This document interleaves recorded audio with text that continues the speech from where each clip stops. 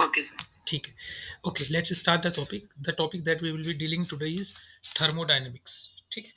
So thermodynamics chapter के अंदर start हम क्या करेंगे, कुछ बेसिक डेफिनेशंस हैं जो हम इस चैप्टर में बार बार यूज करेंगे, जिन टर्मिनोलॉजी को हम बार बार यूज करेंगे. पहले हम उनके डेफिनेशन देखेंगे कि एक्चुअली ये डेफिनेशंस हैं क्या, ये टर्म्स हैं क्या.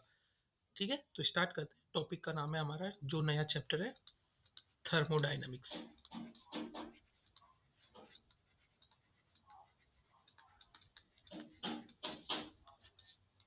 ठीक है, तो सबसे पहले तो हमको ये समझना है कि what we are going to study under this chapter. इस चैप्टर में हम पढ़ने क्या वाले हैं.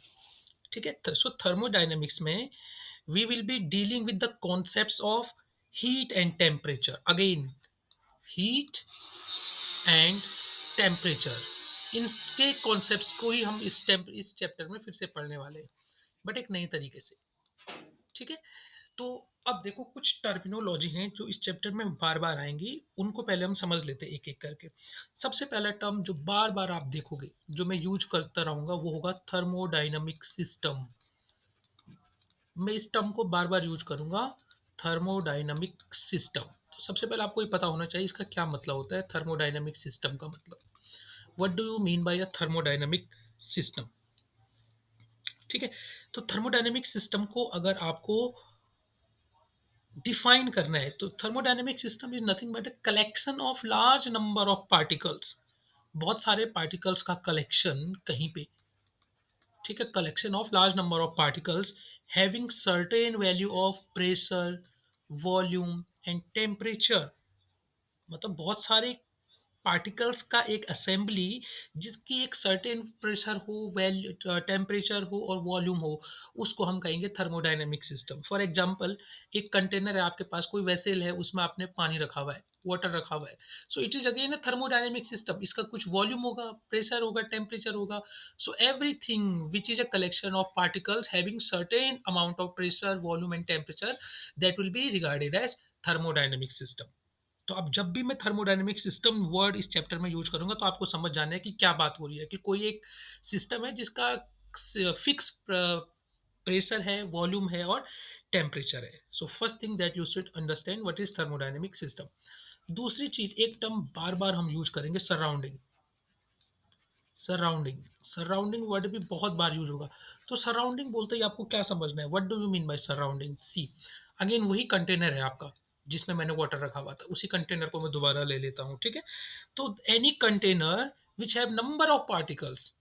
ठीक है, जो ये कंटेनर है, तो इस कंटेनर के outside, everything outside this container which have direct impact on, which have direct impact on this system. इस सिस्टम के बाहर का वो सारा स्पेस या वो सारी चीजें जिसका कि इस सिस्टम पे क्या हो, डायरेक्ट इम्पैक्ट हो, उसको हम कहेंगे सराउंडिंग ऑफ द सिस्टम. ठीक है, तो इसके बाहर एयर है, इसके बाहर क्या हो सकता है, हीट हो सकती है, कहीं से कुछ भी हो सकता है, तो जिसका इस सिस्टम पे क्या पड़ रहा हो, डायरेक्ट इम्पैक्ट पड़ रहा हो, उसको हम कहते हैं सराउंडिंग. ठीक है, तो सराउंडिंग समझ आ गया बेटा. सराउंडिंग का क्या मतलब हुआ, पहले थर्मोडायनेमिक सिस्टम समझना, उसके बाद समझना है सराउंडिंग क्या है. तीसरी चीज जो हम बार बार यूज करेंगे इस चैप्टर में, that will B thermodynamic variables. Thermodynamic variable, ये टर्म भी मैं बार बार यूज करूंगा. और ये थर्मोडायनेमिक वेरिएबल्स हैं क्या क्या, उस पर हम बात करते सर, हैं. हाँ बोलो बेटा. excuse me, sir. बोलो बोलो बेटा. सर, कुछ बच्चे एंटर करने के लिए कर रहे हैं, उनको क्लास में ले दीजिए. कर दिया बेटा, ज्वाइन मैंने कर रहे सबको सबको एंटर कर दिया है, अभी कोई भी नहीं है. हैं. ओके. ठीक है, ओके. ठीक है, तो थर्मोडायनेमिक वेरिएबल्स की अगर मैं बात करूं, तो वेरिएबल्स मतलब कुछ क्वांटिटीज होंगी. क्वांटिटीज, कौन सी quantities, quantities like pressure, value, volume, temperature, जिनकी हेल्प से हम किसी भी थर्मोडायनेमिक सिस्टम की स्टडी कर सकते हैं. all those quantities which are required to study the thermodynamic system. अब मुझे ये थर्मोडायनेमिक सिस्टम मैंने आपको दे दिया, एक कंटेनर दे दिया जिसमें मैंने कोई लिक्विड रख लिया या कोई गैस रख ली, कुछ भी रख लिया, और आपको उसकी स्टडी करनी है, तो आपको कुछ चीज़ों की जरूरत पड़ेगी कि भाई प्रेशर क्या है, वॉल्यूम क्या है, टेम्परेचर क्या है. इसके अलावा और भी कुछ क्वांटिटीज हैं जिनको हम कहते हैं थर्मोडायनेमिक वेरिएबल्स. तो ये सारे प्रेशर हो गया, वॉल्यूम हो गया, टेम्परेचर हो गया, ये सब क्या है, थर्मोडायनेमिक वेरिएबल्स. तीसरी चीज समझ आई बेटा, थर्मोडायनेमिक वेरिएबल्स क्या होता है। पहली बात हमने की थर्मोडायनेमिक सिस्टम, उसके बाद हमने बात की सराउंडिंग क्या होती है, उसके बाद मैंने बात की कि थर्मोडायनेमिक वेरिएबल्स क्या है। Thermodynamics variables are all those quantities like pressure, volume and temperature which help us to study the behaviour of thermodynamic system, कि थर्मोडायनेमिक सिस्टम कैसा बिहेव करेगा, उसको समझने के लिए जिन क्वांटिटीज की हमें हेल्प की जरूरत होती है, जैसे प्रेशर, वॉल्यूम, टेम्परेचर, अभी हम बात करेंगे इंटरनल एनर्जी, ये सारे क्या है थर्मोडायनेमिक वेरिएबल्स। यहाँ पे तक क्लियर हो गया सबको, ये तीन चीजें क्या है। Yes sir. ठीक है, और एक चौथा टर्म जो कि बहुत इंपॉर्टेंट है, जिसके थ्रू हम बहुत सारे कॉन्सेप्ट्स आगे बिल्ड करेंगे, वो है इक्वेशन ऑफ स्टेट। ये चौथी टर्म भी आपको समझनी है कि इसका क्या मतलब होता है, इक्वेशन ऑफ स्टेट। मैं कई बार कहूंगा equation of state for this thermodynamic system is this कुछ भी बोलता जाऊंगा, तो आपको समझना है कि इक्वेशन ऑफ स्टेट का मतलब क्या है। तो equation of state is nothing but it is a mathematical relation. ये क्या है, mathematical relation between thermodynamic variables, mathematical relation between thermodynamic variables. किन्हीं भी दो थर्मोडायनेमिक या तीन ले लो, चार ले लो, उनके बीच में अगर कोई रिलेशन है, मैथमेटिकल रिलेशन, तो हम उसको कहेंगे yes this is the equation of state. So thermodynamic variables के बीच में मैथमेटिकल रिलेशन। बात समझ आ गई। अभी एक एग्जांपल से आपको समझाता हूँ इक्वेशन ऑफ स्टेट क्या है। आइडियल गैस आप जानते हो, ideal gas equation PV equals to N R T, सुना हुआ है ये आपने। This is the ideal gas equation. So ideal gas equation के केस में कोई आइडियल गैस है, उसका प्रेशर, वॉल्यूम और टेम्परेचर में क्या रिलेशन है, PV equals to N R T, this is the relation. So इसको हम कहेंगे equation of state for ideal gas. So this is the equation of state for ideal gas, ठीक है, for an मोल। तो बात समझ में आ गई, इक्वेशन ऑफ स्टेट का मतलब क्या हुआ कि जो थर्मोडायनेमिक वेरिएबल्स हैं उनके बीच कोई मैथमेटिकल रिलेशन होगा, उसको आपको होगा इक्वेशन ऑफ स्टेट। बेटा क्लियर हो गया यहां तक। Yes sir. ओके, अब इसके बाद एक और टर्म आता है जिसको हम बार बार फिर यूज करेंगे, वो होगा आपका थर्मल इक्विलिब्रियम। ठीक है, थर्मल इक्विलिब्रियम।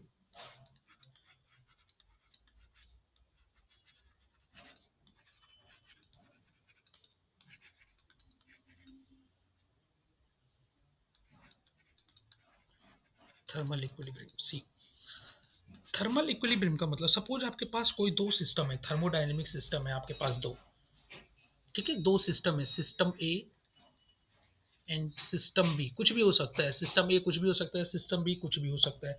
मैं कब बोल सकता हूं कि these two systems are in thermal equilibrium, हम कब कह सकते हैं कि when two systems are in thermal equilibrium.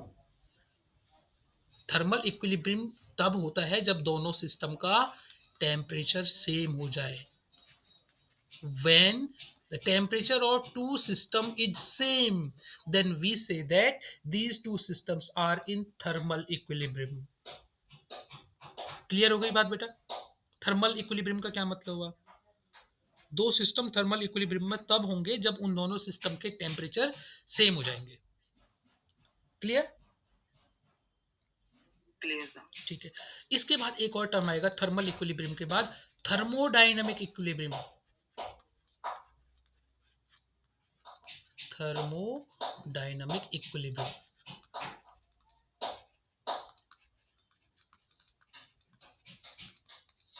सी, अब थर्मोडायनेमिक इक्विलिब्रियम कब कहेंगे हम कि कोई सिस्टम थर्मोडायनेमिक इक्विलिब्रियम में है। थर्मोडायनेमिक इक्विलिब्रियम का क्या मतलब होगा, देखो सपोज आपके पास एक सिस्टम था ए, सिस्टम ए, ठीक है, इसके साथ ही आपने एक दूसरा सिस्टम लगा दिया, सिस्टम बी। सिस्टम ए का प्रेशर और volume suppose initially P A और वी ए, सिस्टम ए का प्रेशर था पी ए और वॉल्यूम था V A. Similarly system B का प्रेशर था पी बी और वॉल्यूम था उसका वी बी इनिशियली। अब क्या किया हमने, इन दोनों को क्या कर दिया, दो अलग अलग थे, हमने इनको एक साथ अटैच कर दिया, और जो ये सेपरेट हो रहे हैं ये एक thermodynamic diathermic wall, diathermic wall है। डायथर्मिक वॉल का मतलब कि heat is allowed to pass through this between this boundary, मतलब इस बाउंड्री के आर पार हीट क्या हो सकती है, पास कर सकती है। ये जो बाउंड्री है, दिस इज डायथर्मिक बाउंड्री। आपने दो अलग अलग कंटेनर थे, दो वेसल थे, उनको डायथर्मिक बाउंड्री के थ्रू कनेक्ट कर दिया, तो अब क्या होगा, सिस्टम ए से सिस्टम बी में हीट का एक्सचेंज होगा, और ये हीट एक्सचेंज तब तक होता रहेगा जब तक कि दोनों सिस्टम का टेम्परेचर सेम ना हो जाए। ये होगा या नहीं, यस और नो? ये तब तक होती रहेगी heat exchange till then the temperature of system A and system B remain become same. और जब ये सिचुएशन आ जाएगी तो हीट ट्रांसफर अब होना बंद हो जाएगा। तो उस केस में जब दोनों का टेम्परेचर सेम हो गया, तो सपोज इसका प्रेशर अब बन गया पी डैश ए और वॉल्यूम बन गया वी डैश ए। सिमिलरली इसका प्रेशर बन गया पी डैश बी और वॉल्यूम बन गया वी डैश बी। ये कब बना, जब इन दोनों के बीच हीट एक्सचेंज अब बंद हो चुका है, अब हीट एक्सचेंज नहीं हो रहा है। तो अब क्या होगा, इसी सिस्टम को हम बोलेंगे थर्मोडायनेमिक इक्विलिब्रियम। तो the system is said to be in state of thermodynamic equilibrium if, कब, if the macroscopic thermodynamic variables, अभी मैं जिनकी बात कर रहा हूं, द मैक्रोस्कोपिक वेरिएबल्स जैसे कि प्रेशर, वॉल्यूम और टेम्परेचर, द मैक्रोस्कोपिक वेरिएबल्स जो कि क्या करते हैं, डिस्क्राइब करते हैं थर्मोडायनेमिक स्टेट को। Microscopic variables of system do not change with time.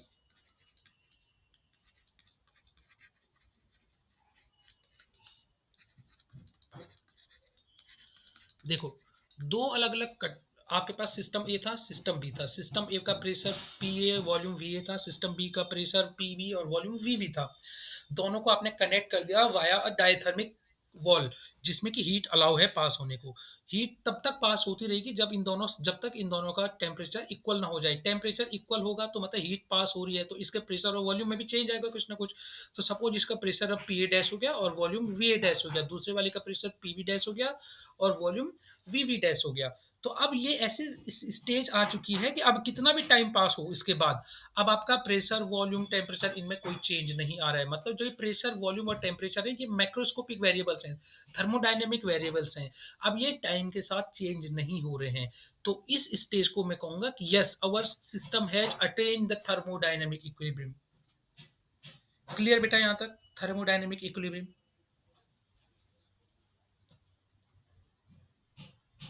Yes or no?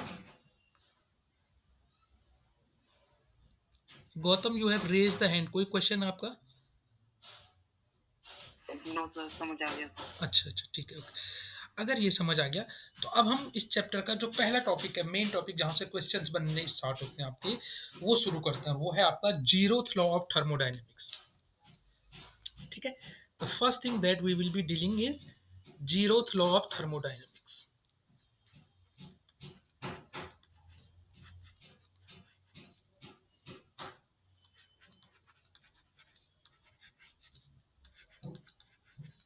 ये केमिस्ट्री में पढ़ा आपने?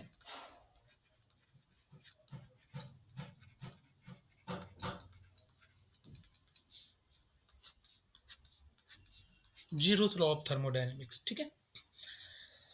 जीरोथ लॉ ऑफ थर्मोडायनेमिक्स से आपको जो कॉन्सेप्ट मिलता है, एक स्केलर क्वांटिटी जिसको हम टेम्परेचर बोलते हैं। It gives you the concept of temperature. Zeroth law of thermodynamics gives you the concept of temperature. ठीक है, तो पहले जीरोथ लॉ ऑफ थर्मोडायनेमिक्स है क्या, उसकी हम बात कर देते हैं। सपोज आपके पास दो सिस्टम है, सिस्टम ए बी।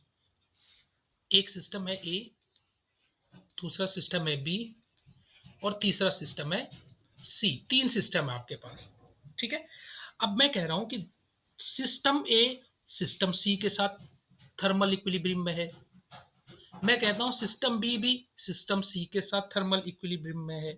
अगर ये गिवन है, ये कंडीशन आपको, कि two systems are separately in thermal equilibrium with another thermodynamic system C. कोई दो थर्मोडायनेमिक सिस्टम ए और बी किसी तीसरे थर्मोडायनेमिक सिस्टम के साथ थर्मल इक्विलिब्रियम में है, then we say that A and B will also be in thermal equilibrium with each other। तो हम क्या कहते हैं कि ए और बी भी आपस में थर्मल इक्विलिब्रियम में होंगे। ठीक है, तो स्टेटमेंट एक बार मैं लिख लेता हूं आपको और फिर समझ जाओ जरा इसको दोबारा से। It states that if two systems A and B are separately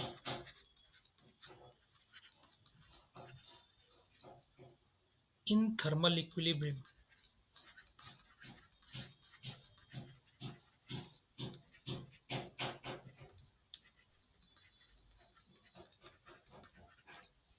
with a third system C,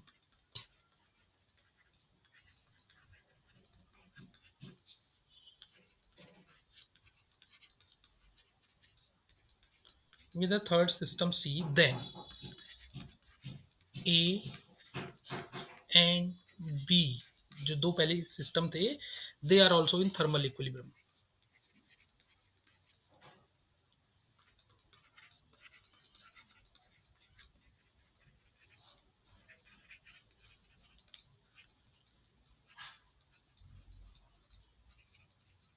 thermal equilibrium, ठीक है।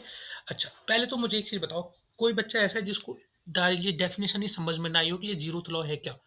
जीरोथ लॉ कह रहा है कि अगर आपके पास तीन सिस्टम है ए बी सी, और उनमें से सिस्टम ए सी के साथ थर्मल इक्विलिब्रियम में है और सिस्टम बी भी सी के साथ थर्मल इक्विलिब्रियम में है, तो 100% ए और बी भी आपस में थर्मल इक्विलिब्रियम में होंगे, ठीक है। अब यहाँ से कॉन्सेप्ट थर्मल टेम्परेचर का कैसा है। अच्छा, पहले एक चीज बताओ, जब मैंने आपको डिफाइन किया था थर्मल इक्विलिब्रियम, थर्मल इक्विलिब्रियम कोई भी दो सिस्टम थर्मल इक्विलिब्रियम में होंगे, इसका क्या मतलब था कि उन दोनों का टेम्परेचर सेम होगा।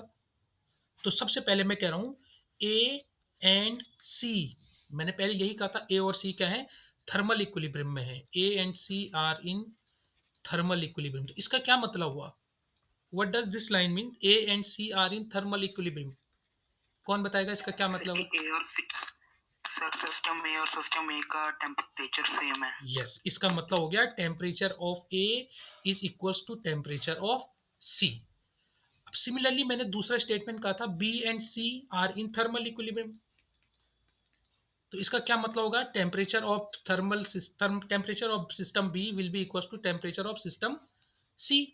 तो क्या मैं इन दोनों इक्वेशन को कंबाइनली करके ये भी लिख सकता हूँ, जब टी सी टी ए है और टी सी ही टी बी है, तो T A will become T B, that means temperature of A and B will be equal, और टेम्परेचर ऑफ ए और बी दोनों का इक्वल है, तो इसका मतलब क्या हो गया कि A and B will be in thermal equilibrium. समझ आई बात। Yes sir. ठीक है, तो यही स्टेटमेंट है आपके जीरोथ लॉ ऑफ थर्मोडायनेमिक्स का। अब इस जीरो लॉ ऑफ थर्मोडायनेमिक्स को एक्सप्लेन करने के कई तरीके हैं, आपको अलग अलग बुक में अलग अलग तरीके लिखे जा सकते हैं, but this is the basic definition of zeroth law of thermodynamics, जो कि ये कहता है कि अगर दो थर्मोडायनेमिक सिस्टम किसी तीसरे थर्मोडायनेमिक सिस्टम के साथ सेपरेटली थर्मल इक्विलिब्रियम में है, तो वो दो थर्मोडायनेमिक सिस्टम भी खुद आपस में थर्मल इक्विलिब्रियम में होंगे, ठीक है। अब यहाँ से कॉन्सेप्ट ऑफ जीरो कैसे, कॉन्सेप्ट ऑफ टेम्परेचर कैसे आया, देखो अब इसके बारे में बात करते हैं। What do you mean by the concept of temperature.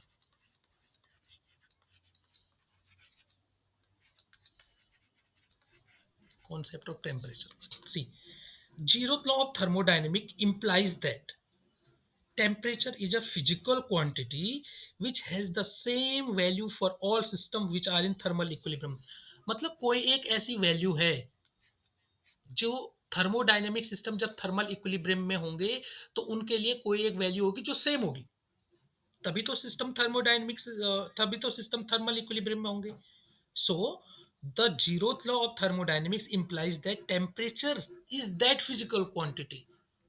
Temperature is that physical quantity which is same for all those systems which are in thermal equilibrium. ठीक है, सो टेम्परेचर ऑफ सिस्टम डिटरमाइंस, अब टेम्परेचर ऑफ सिस्टम क्या determine करेगा कि कोई दो system thermodynamic thermal equilibrium में है या नहीं। मतलब temperature will determine whether two system A and B are in thermal equilibrium or not, मतलब ये टेम्परेचर से ही तो डिफाइन होगा कि सिस्टम ए और बी किस में है, थर्मल इक्विलिब्रियम में है या नहीं। इसके अलावा कोई और चीज है नहीं हमारे पास जिसके थ्रू हम क्या कर पाए कि डिफाइन कर पाए कि ये दो सिस्टम थर्मल इक्विलिब्रियम में है। So this is the quantity which will determine whether the two systems are in thermal equilibrium or not. तो दैट मीन्स टेम्परेचर ही वो क्वांटिटी है विच विल डिफाइन कि सिस्टम आपके थर्मोडायनेमिक थर्मल इक्विलिब्रियम में है एक दूसरे के साथ या नहीं। ठीक है, तो ये बात आपको समझ आ गई कि टेम्परेचर का कॉन्सेप्ट क्या है इसमें, कि टेम्परेचर ही वो फिजिकल क्वांटिटी है जो डिटरमाइन करेगा थर्मल इक्विलिब्रियम को। ठीक है, अब थर्मल इक्विलिब्रियम को आप एक और तरीके, जो जीरोथ लॉ ऑफ थर्मोडायनेमिक्स है, इसको एक और तरीके से आप डिफाइन कर सकते हो। जीरोथ लॉ ऑफ थर्मोडायनेमिक्स को मैं लिख देता हूँ यहाँ पे, देखो टेम्परेचर की फॉर्म में अगर लिखना है तो there exist a thermal, there exist a scalar quantity, temperature is a scalar quantity, there exists a scalar quantity called temperature, there exists a scalar quantity called temperature which is a property, which is a property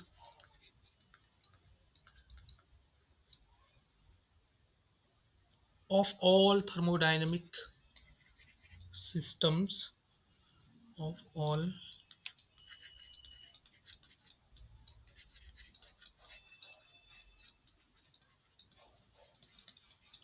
thermodynamic systems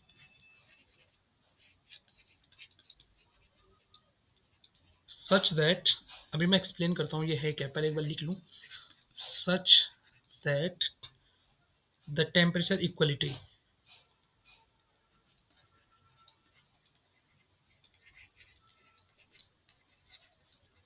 such that the temperature equality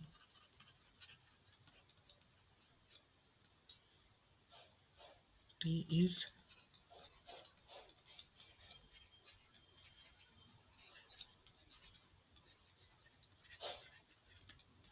necessary and sufficient condition for thermal equilibrium.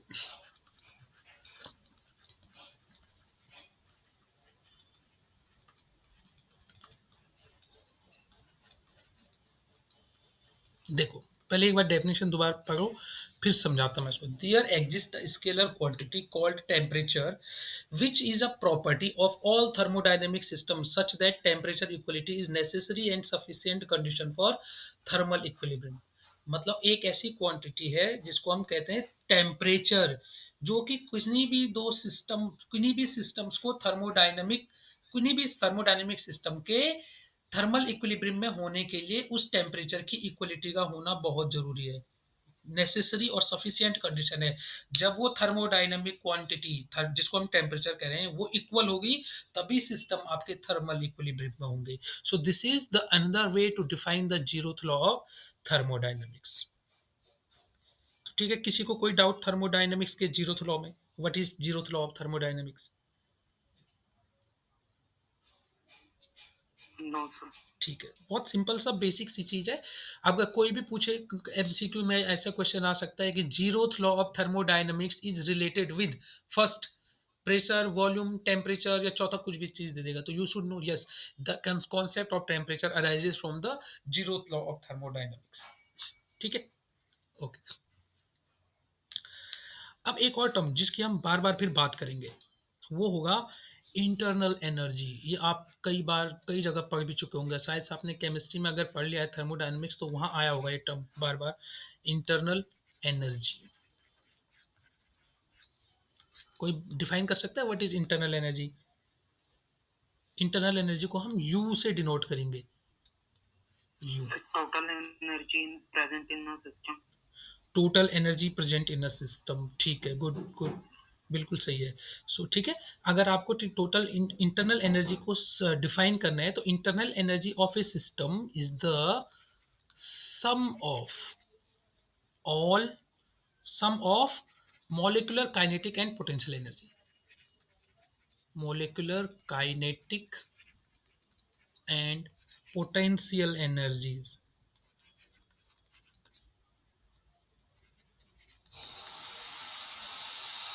बात समझ आई?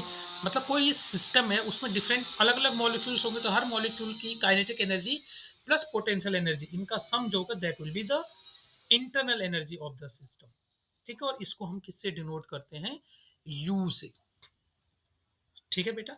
और एक चीज आपको बता दूं, internal energy you, it is a thermodynamic state variable. U is a thermodynamic state variable. अभी हमने कुछ देर पहले थर्मोडायनेमिक स्टेट वेरिएबल पढ़े थे, जैसे हमने कहा था कि प्रेशर, वॉल्यूम, टेम्परेचर, तो similarly U is also a thermodynamic state variable. ठीक है, U भी क्या है, थर्मोडायनेमिक स्टेट वेरिएबल है, थर्मोडायनेमिक स्टेट वेरिएबल है। ठीक है, okay.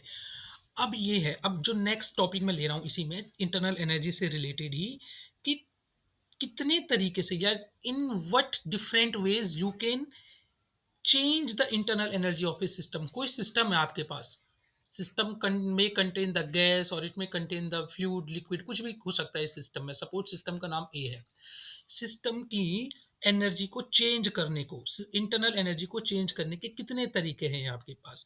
So the topic is ways of changing the internal energy of system, ways of changing the internal energy of system।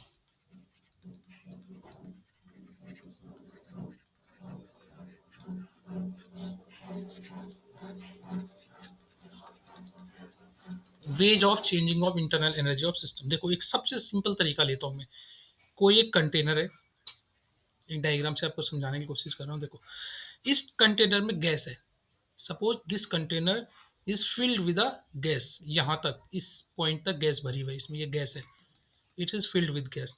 और इसके ऊपर मैंने एक पिस्टन लगाया हुआ है ऐसे, it is connected with a piston. ठीक है, पिस्टन है। अब क्या करता हूं मैं, इसके नीचे एक बर्नर यूज कर लेता हूं, आई यूज अ बर्नर। ठीक है, using a burner I heat this system. एक बर्नर को यूज करके इस सिस्टम को हीट किया। ठीक है, तो मैंने क्या किया, फर्स्ट आई सप्लाइड हीट, मतलब बर्न किया तो क्या होगा, हीट सप्लाई कर रहा हूं, I supplied heat to the system. तो क्या होगा इस केस में बेटा, अगर मैं इसको सिलेंडर के थ्रू हीट करूं या किसी भी बर्नर के थ्रू हीट करूं, तो heat energy will flow,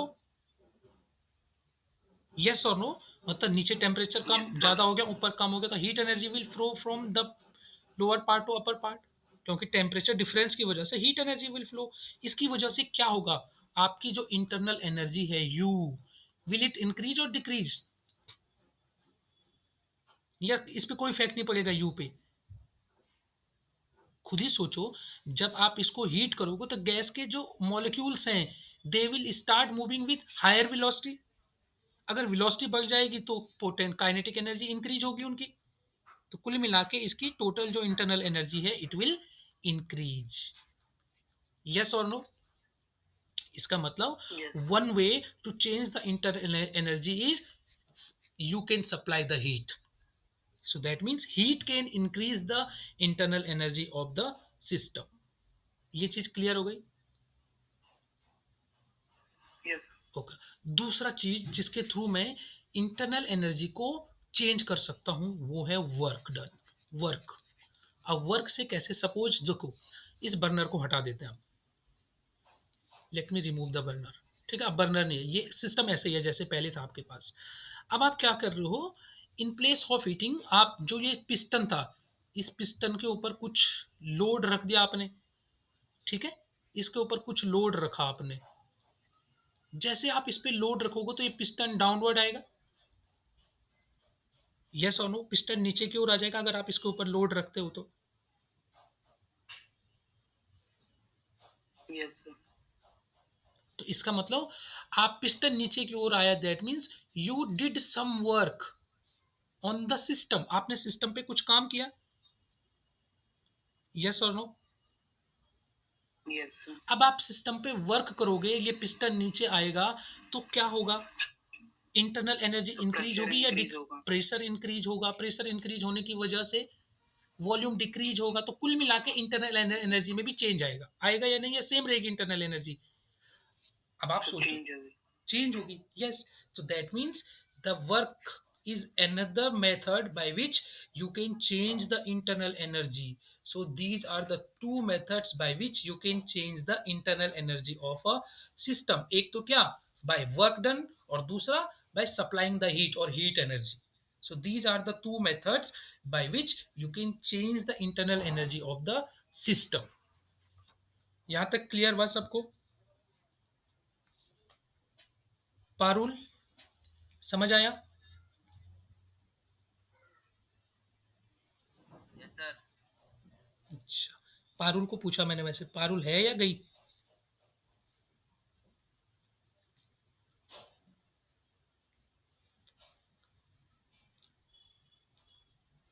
no one is yet, let's see. छो, अच्छा, अब इसके बाद एक और टॉपिक ले रहा हूँ मैं, आज की क्लास का लास्ट टॉपिक जिसकी मैं बात करने वाला हूँ।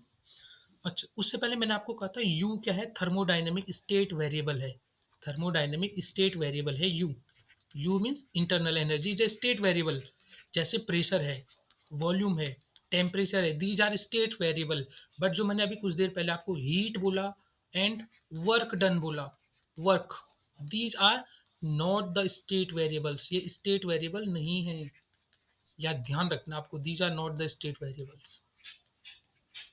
ठीक है, अब नए टॉपिक शुरू करने से पहले एक और चीज़ आपको ध्यान रखनी है, जो कि बार बार जरूरत पड़ेगी आपको, बहुत ज़्यादा जरूरत पड़ेगी, साइन कन्वेंशन की, कि कब मुझे वर्क डन पॉजिटिव लेना है, या हीट जो सिस्टम ने एब्जॉर्ब की या हीट जो सिस्टम ने एमिट की उसको पॉजिटिव लेना है या नेगेटिव लेना है। तो कुछ साइन कन्वेंशन है जो कि आपको ध्यान रखने हैं।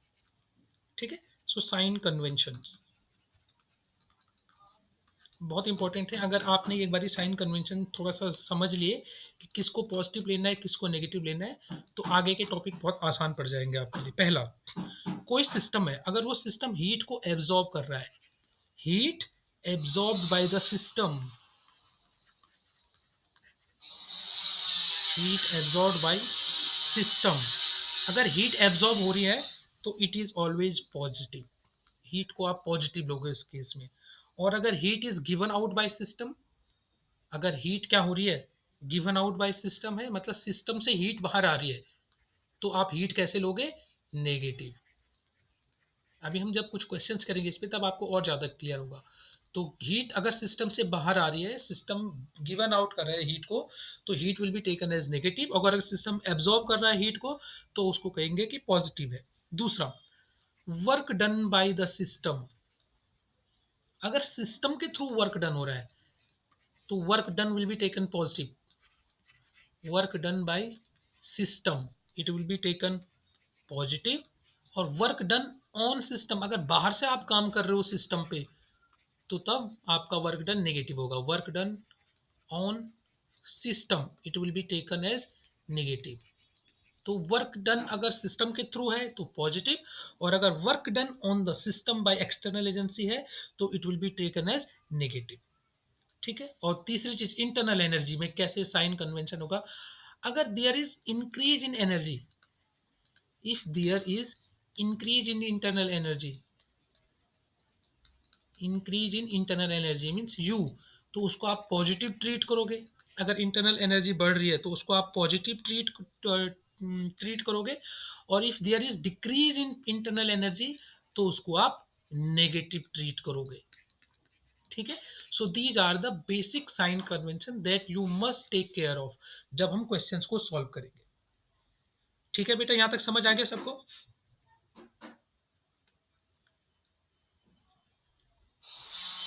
ठीक है, तो अभी टाइम हो गया है 1:05 टाइम। हाँ बोलो बेटा, बोलो। सर यस, थर्ड वाला रिपीट करना। थर्ड वाला ओके, इंटरनल एनर्जी वाला है ना।